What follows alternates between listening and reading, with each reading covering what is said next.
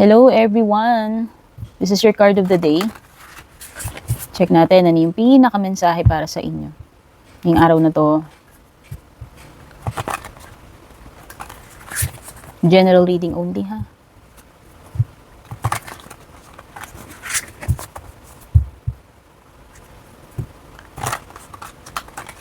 Okay, one card only.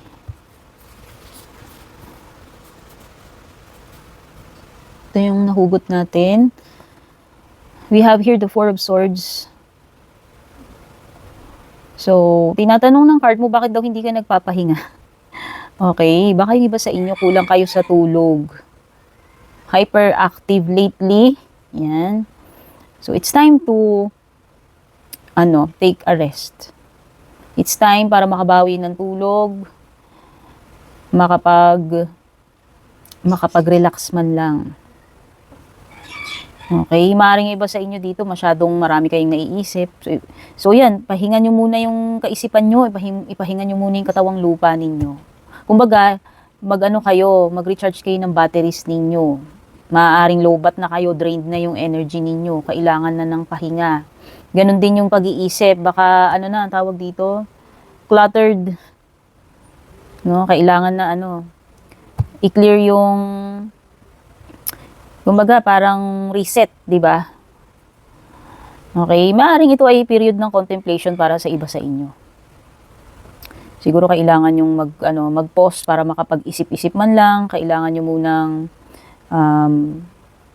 ilayo yung sarili ninyo sa mga distractions, sa kaguluhan para ma-clear yung pag-iisip ninyo. Okay? Could be na meron kayong something na importanteng pagdidesisyonan, pinag-iisipan. Okay? And alam naman natin na hindi tayo makapag-isip ng maayos kapag magulo yung kapaligiran natin. Diba? So, kailangan natin munang mag-step back. Okay? Maybe this is a period ng bakasyon, leave, yan. Para lang magkaroon kayo ng time na makapag-rest or makapag-muni-muni. Okay, if you're dealing with a person, pwedeng ito ay air sign, Gemini, Libra, or Aquarius, or baka naman meron ka nun sa chart mo kung hindi man yung person na nakakadeal mo. Okay, for some of you, if naghahanap kayo ng trabaho, if you're applying for a job sa medical field, maybe this is a positive sign na maaaring ma-hire kayo dyan or may opportunity.